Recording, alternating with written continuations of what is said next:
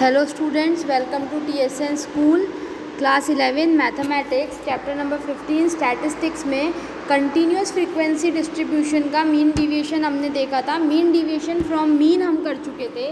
Now जो हम next कर रहे हैं that is mean deviation from median. Okay, तो मीडियन से हम मीन डिविएशन कैसे निकालेंगे वो हम स्टडी कर रहे हैं।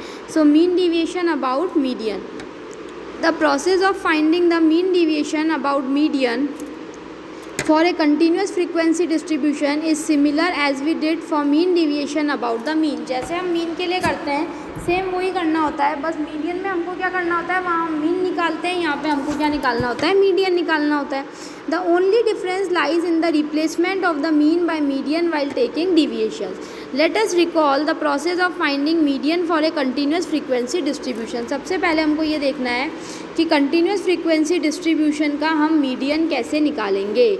The data is first arranged in ascending order. सबसे पहले जो भी हमारा गिवन डाटा है उसको हम असेंडिंग ऑर्डर में अरेंज करेंगे।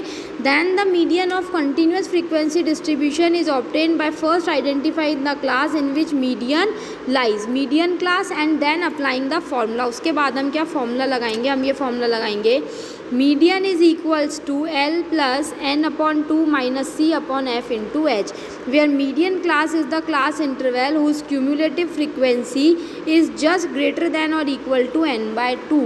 एन क्या है, सम ऑफ फ्रीक्वेंसीज है। L, F, H and C are respectively the lower limit. L यानी लोअर लिमिट, एफ यानी फ्रीक्वेंसी, एच यानी the width of the median. Class मतलब जो भी हमको क्लास की विड्थ दे रखी है ना, जैसे जो इंटरवल दे रखा है जैसे 0 to 10 है तो कितनी विड्थ है, 10 विड्थ है। और सी क्या होती है, क्यूमुलेटिव फ्रीक्वेंसी होती है of the class preceding the median class. After finding the median, the absolute values of the deviation of the midpoint xi of each class from the median that is xi minus m are obtained। तो मेरा median क्या हो जाएगा, mean deviation from median क्या हो जाएगा, 1/n summation fi into x mod of xi minus m। सो ये हमको यहाँ पे क्यूमुलेटिव कंटिन्यूस फ्रीक्वेंसी क्लास का हमको मीडियन निकालना याद रखना है। बाकी तो नेक्स्ट हम आगे सेम एज इट इज़ जैसे हम ग्रुप, फिर चाहे ग्रुप्ड का करो, चाहे अनग्रुप्ड का करो, चाहे डिस्क्रीट का करो, चाहे कंटिन्यूस का करो, आगे का प्रोसेस सब में क्या है स्टूडेंट्स, सेम है। So let's we see example number 7 देखते हैं। Calculate the mean deviation about median for the following data. Class दे रखी है 0 to 10, 10 to 20, 20 to 30, 30 to 40, 40 to 50, 50 to 60। Frequencies मेरे को दे रखी है, क्या क्या फ्रीक्वेंसीज़ दे रखी है, 6, 7, 15, 6, 4, 2। तो ये मैंने क्लास लिख दी, इसकी टेबल बनाई, ये मैंने इसकी फ्रीक्वेंसीज़ लिख दी। सबसे पहले मैं क्या करूँगी, फ्रीक्वेंसीज़ का n निकाल लेते हैं बिकॉज n क्या होता है, समेशन fi। तो सबसे पहले मैंने ये कैलकुलेट कर लिया, ये कितना आ गया स्टूडेंट्स, 50। अब उसके बाद क्यूमुलेटिव फ्रीक्वेंसी निकालते हैं, 6 का 6। अब क्यूमुलेटिव फ्रीक्वेंसी कैसे निकलेगी, 6 और 7 को ऐड किया 13, 13 और 15 को ऐड किया 28, 28 plus 16 is 44, 44 plus 4 is 48 and 48 plus 2 is 50। तो ये मेरी क्या निकल गई स्टूडेंट्स, क्यूमुलेटिव फ्रीक्वेंसी निकल गई। अब मैं मिड पॉइंट निकालूंगी xi। तो इन क्लासेस के ये मिड पॉइंट्स हो गए, जैसे 0 से 10 की क्लास का मिड पॉइंट क्या हो गया, 5, 10 to 20 का हो गया 15, 20 to 30 का हो गया 25, 30 to 40 का हो गया 35, 40 to 50 का हो गया 45 एंड 50 to 60 का हो गया 55। देन नेक्स्ट मैं निकालूंगी xi माइनस मीडियन। अब यहाँ पे मेरे को मीडियन निकालना है तो पहले मुझे ये फॉर्मूला लगाना पड़ेगा। सो लेट्स सी ये फॉर्मूला हम कैसे निकालते हैं। Now L the class interval containing n upon 2th और 25th आइटम इज़ 20/20 माइनस 30। मतलब सबसे बीच वाली क्लास मेरे को लेनी है n अपॉन 2th। n कितना है 50, 50/2, 50/2 कितना हो गया स्टूडेंट्स, 25। यानी 25th आइटम किस में आएगा, इस वाली क्लास में आएगा। तो ये वाली क्लास में देखूंगी, तो इस क्लास में therefore 20, 30 is the median class. ये वाली जो क्लास है मेरी, ये मेरी क्या हो गई स्टूडेंट्स, ये वाली क्लास मेरी हो गई median class. We know that median is equals to L plus, L कितना है 20, बिकॉज एल मैंने क्या कहा था, L is the lower limit, मतलब जो भी क्लास है मेरी उसकी लोअर लिमिट। तो इस क्लास की लोअर लिमिट कितनी है 20, तो एल हो गया 20। इस वाली क्लास की क्यूमुलेटिव सी मैं क्या लेती हूँ, देखो see the cumulative of the class the cumulative frequency of the class just preceding the median class. तो मीडियन क्लास से जस्ट पहले वाली क्लास की मेरे को क्या लेनी होगी, क्यूमुलेटिव फ्रीक्वेंसी इस फॉर्मूले में। तो ये मेरी पूरी क्लास है, मेरे को जो भी काम करना है वो मेरे को इस वाली क्लास पे करना है 20 to 30 पे। तो सी में क्या लूँगी, इससे जस्ट पहली वाली क्लास की क्यूमुलेटिव फ्रीक्वेंसी वो कितनी है 13, इससे जस्ट ऊपर वाले की फ्रीक्वेंसी कितनी है 13। एफ मेरा कितना हो जाएगा, एफ मेरा क्या होएगा, F what is F, the lower limit the frequency, इस लाइन की फ्रीक्वेंसी, इस क्लास की फ्रीक्वेंसी कितनी है 15, तो एफ मेरा हो गया 15।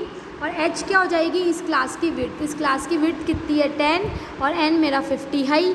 जैसे ही ये सारी वैल्यूज़ मैं इस मीडियन में पुट करूँगी 20 + 25 - 13 / 15 × 10, तो ये कितना आ गया 20 + 8 विच इज़ इक्वल्स टू 28।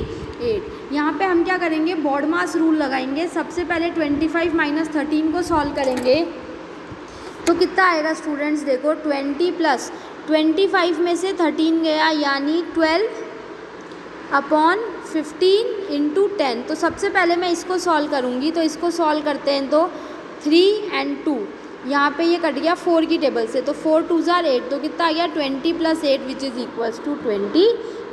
तो यहाँ मेरा निकल गया मीडियन। अब मैं क्या निकालूंगी, xi - m।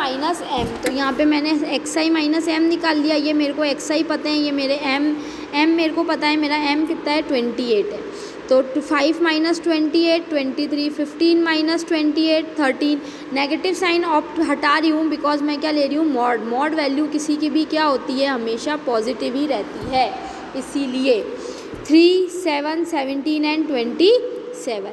Then fi into मतलब मल्टीप्लिकेशन मुझे किसका करना है, fi into xi minus median का। तो हर ये जो xi माइनस मीडियन की वैल्यू निकली, इसको मुझे इसकी रेस्पेक्टिव फ्रीक्वेंसी से मल्टीप्लाई कराऊंगी तो मेरी ये सारी वैल्यूज़ आ जाएगी। 6 × 23 128, 7 × 13 91, 15 × 3 45, 16 × 7 112, 4 × 17 68, 2 × 27 इज़ 54। तो इसका समेशन कितना आ गया स्टूडेंट्स 508।